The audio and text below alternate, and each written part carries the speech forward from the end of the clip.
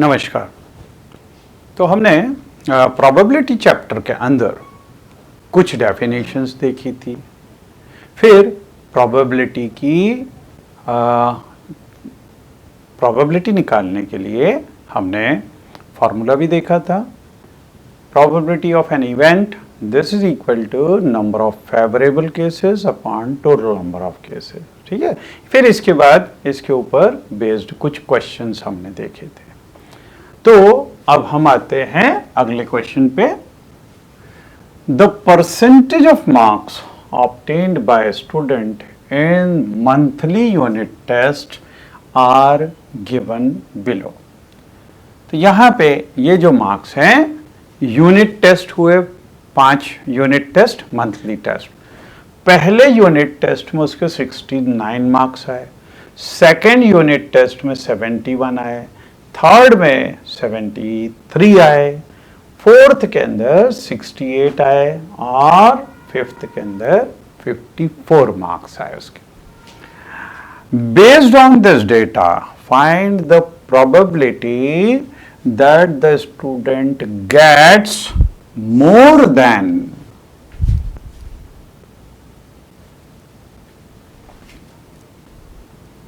more than 75% marks in unit test. तो 70% से ज़्यादा मार्क्स आए उसकी प्रोबेबिलिटी निकालनी है। अब देखिए यहाँ पे अगर हम इस टेबल में देखें तो ये मार्क्स 70% से ज़्यादा है। थर्ड टेस्ट के अंदर भी इसको 70% से ज़्यादा मिले और फिफ्थ टेस्ट में भी इसको 70% से ज़्यादा मार्क्स मिले। तो यहाँ पे 5 टेस्ट थे, उसमें 3 टेस्ट में उसको 70% से ज़्यादा मार्क्स मिले। मतलब टोटल नंबर ऑफ केसेस कितने हैं? 5। और फेवरेबल केसेस कितने हैं जिसमें उसको 70% से ज़्यादा मार्क्स मिल रहे हैं? वो है 3। तो हम निकाल सकते हैं यहां से probability. So this will B solution के अंदर number of favourable cases, number of cases या tests in which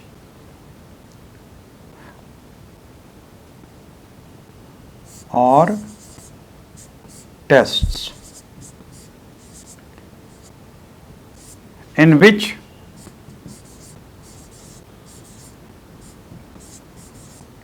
he gets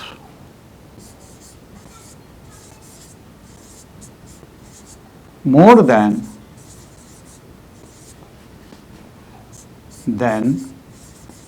70% is equal to, this is 3. Then तो ये क्या हो गए? नंबर ऑफ फेवरेबल केसेस है ना, this can be written favourable cases.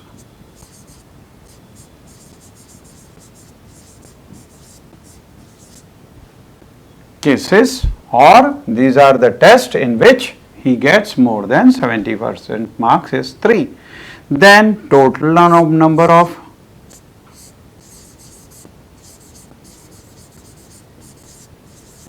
of cases means total number of tests. These are given 5. Therefore probability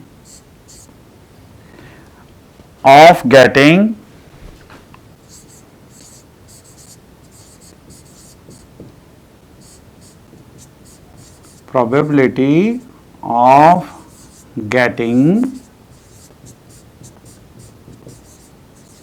more than 70% marks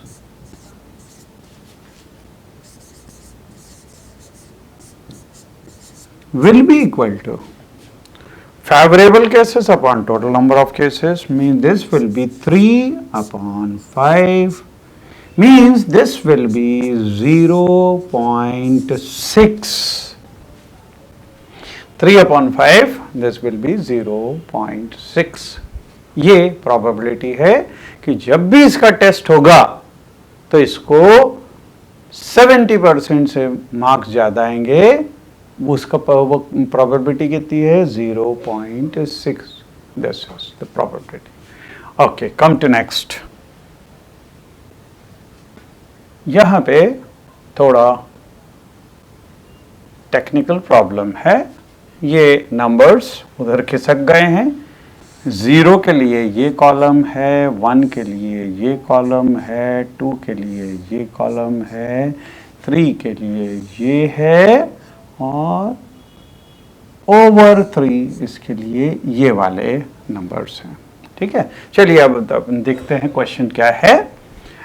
Here an insurance company selected 200 drivers at random, that is without any preference of one driver over other। तो यहाँ पे randomly उन्हें 2000 drivers देखे in a particular city to find a relationship between age and accidents.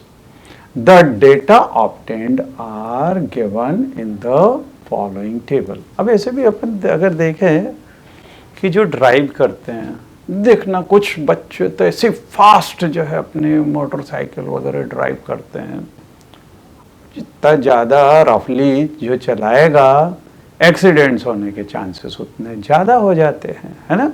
तो यहाँ पे relationship निकालने की कोशिश की है।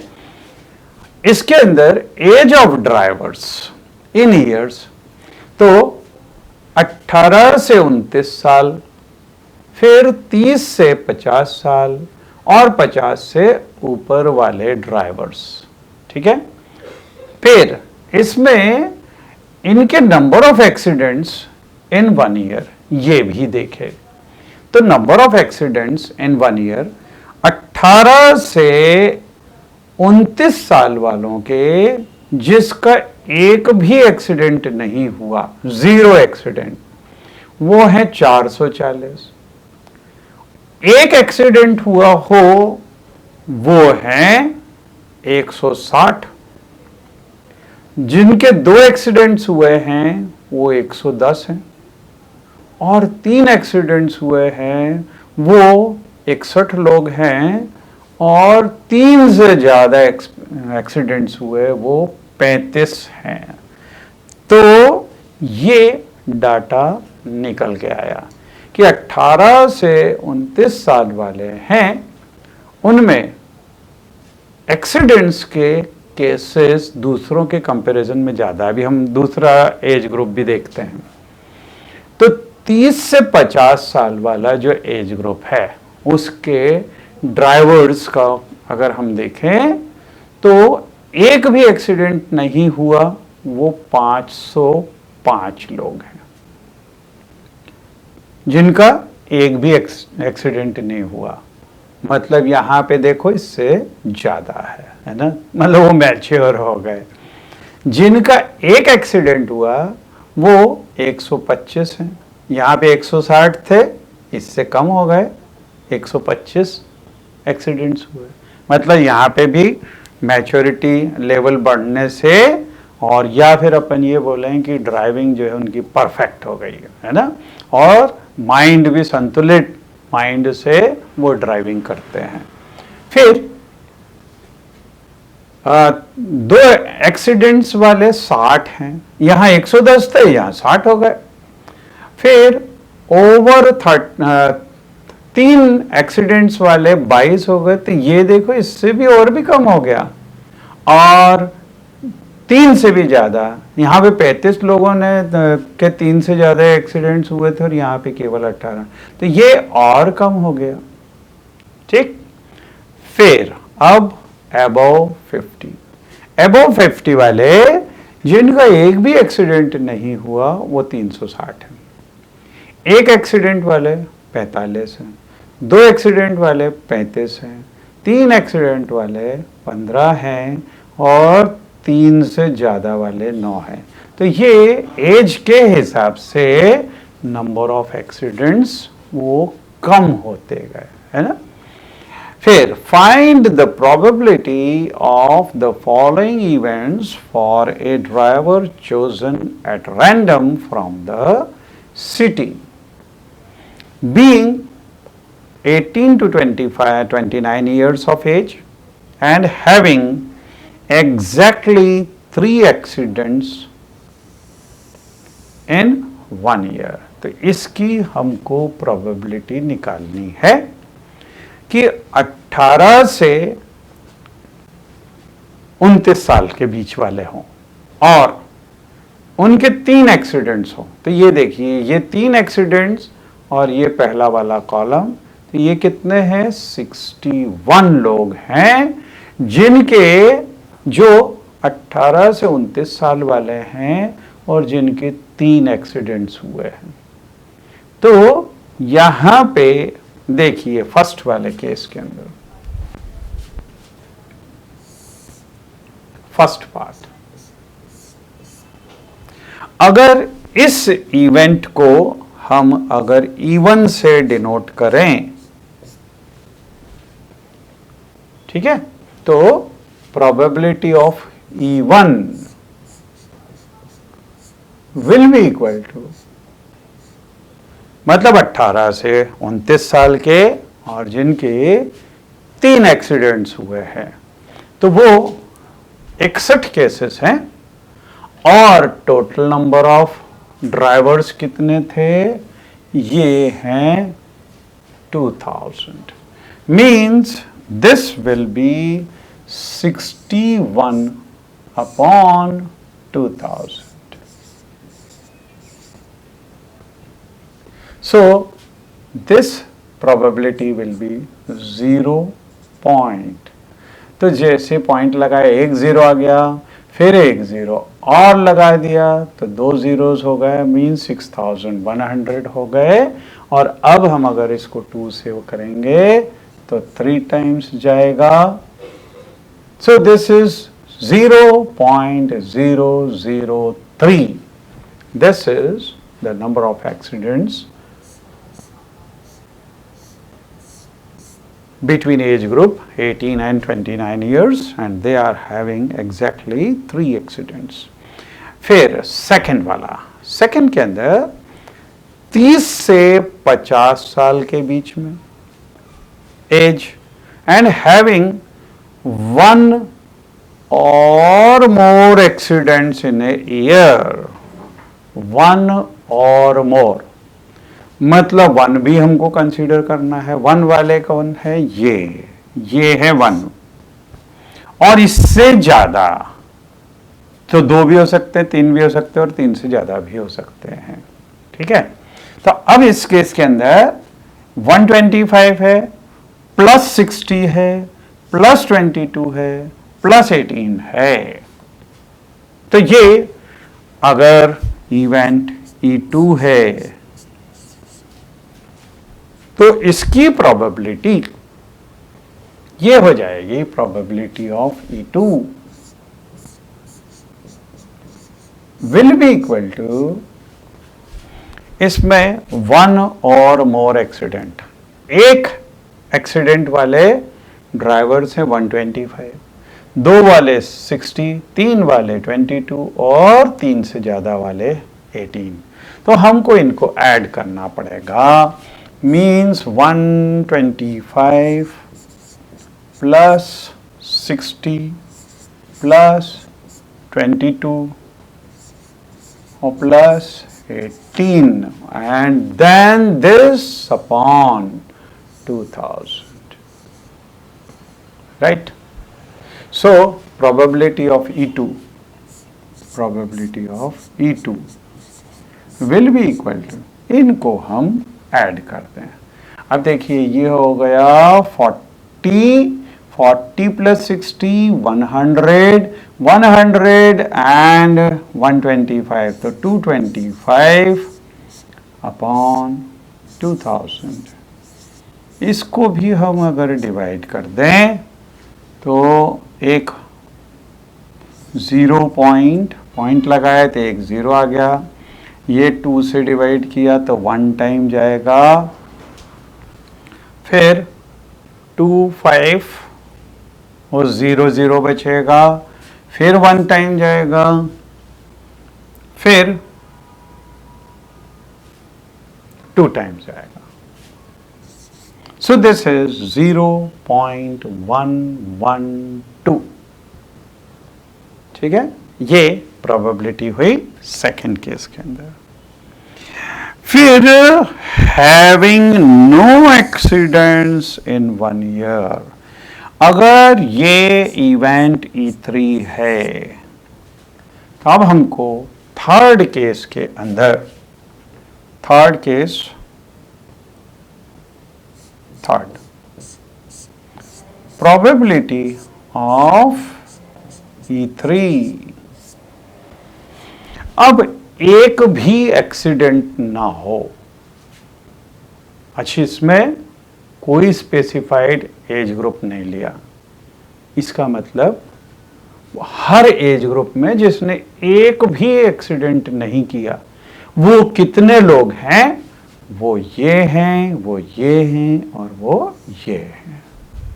ठीक है, means this will be equal to 440 plus 505 plus 360 upon total number of cases, these are 2000. So probability of E3 will be equal to, इनको सबको ऐड कर दें तो देखिए ये 40 और 60 तो हो गया 100 तो ये हो गया 400 और ये plus 400 means 800 and 505, so this will be 1305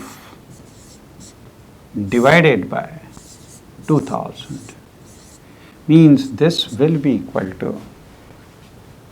0.6 times जाएगा, 1200 हो जाएंगे और फिर 5 हो जाएगा। So this is 0.65। ये प्रोबेबिलिटी है कि एक भी एक्सीडेंट नहीं होगा। ठीक है, तो ये इसकी प्रोबेबिलिटी आ जाएगी। ठीक, चलिए आगे बढ़े। So next is 1,500 families with 2 children were selected randomly and the following data were recorded. The number of girls in a family and number of families. तो यहाँ पे टोटल 1500 फैमिलीज को देखा और उसमें से ये देखा कि उसमें नंबर ऑफ गर्ल चाइल्ड, कितनी लड़कियां हैं। ठीक है, तो यहाँ पे वो परिवार जिसके अंदर 2 गर्ल्स थी वो 475 फैमिलीज हैं। फिर जिसमें एक लड़की हो वो 814 परिवार हैं जिनके अंदर एक लड़की है। फिर एक भी लड़की नहीं है तो वो 211 लोग हैं, है ना, 211 families हैं. Compute the probability of the family chosen at random having 2 girls, 1 girl and no girl. Also check whether the sum of these probabilities is 1. वैसे sum of the probabilities हमेशा 1 आना ही चाहिए. ठीक है, हम इसको कैलकुलेट करके देखेंगे भी. ठीक है, तो सबसे पहले इन सॉल्यूशन सबसे पहले first case first case probability of two girls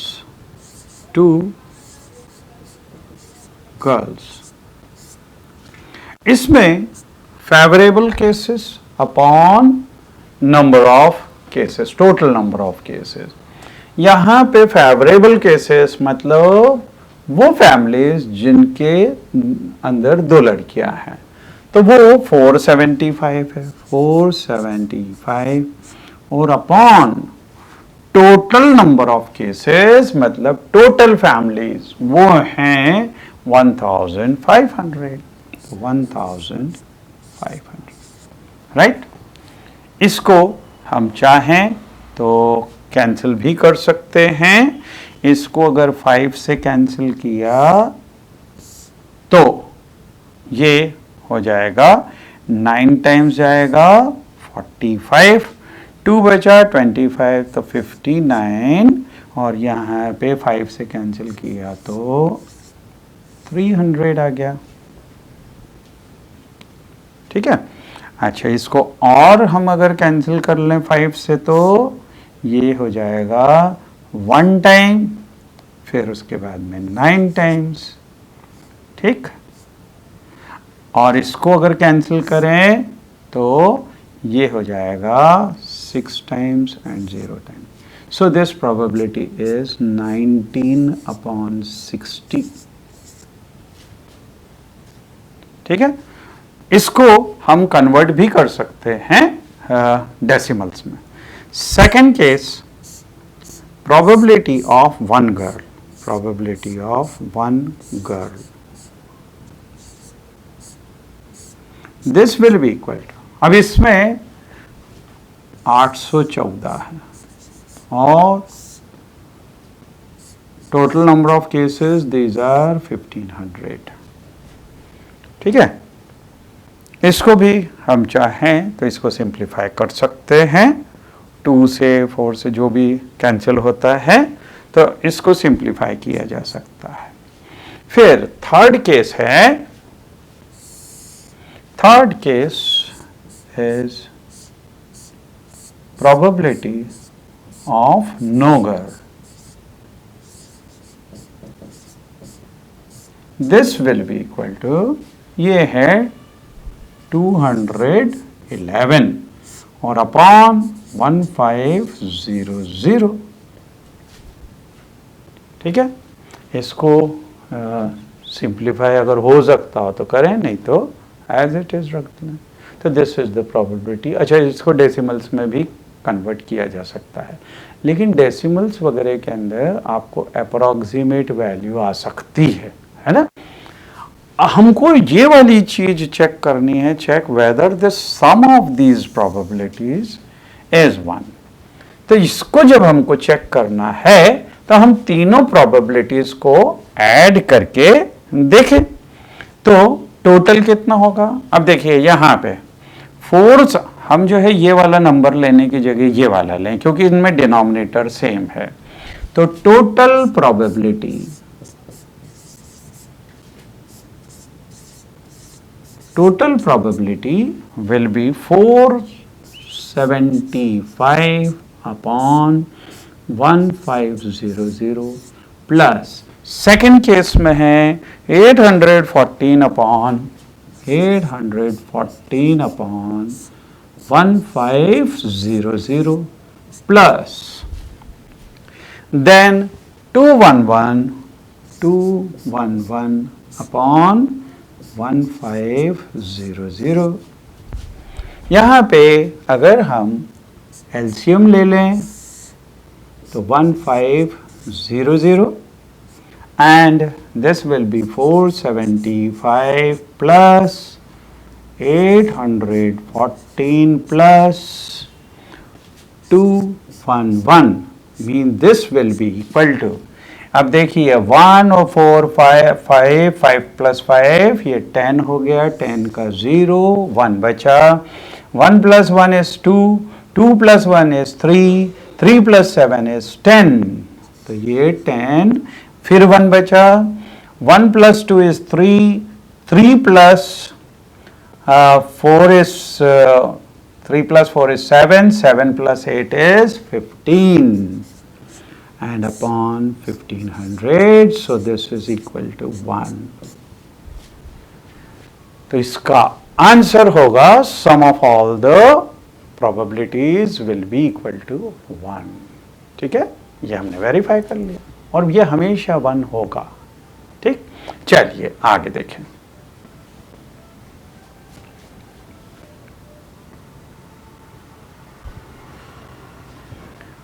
Then next is 11 bags of wheat flour, each marked 5 kg, actually contained the following weights of the flour in kg. तो पहले उसमें 4.97, then 5.05, 5.08, 5.035, then 5.08, 5.08, then 06 and then 08, then 4.98, then 5.04, 5.07, 5, and so on. Find the probability that any of these bags chosen at random contains more than 5 kg flour. तो 5 kilo से ज़्यादा वाले का उसकी probability कितनी है.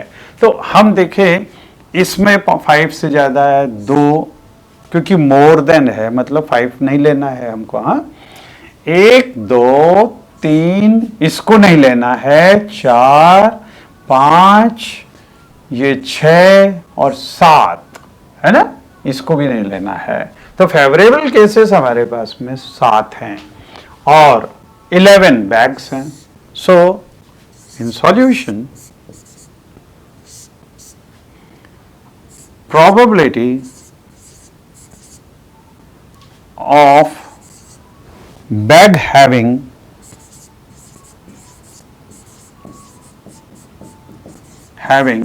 more than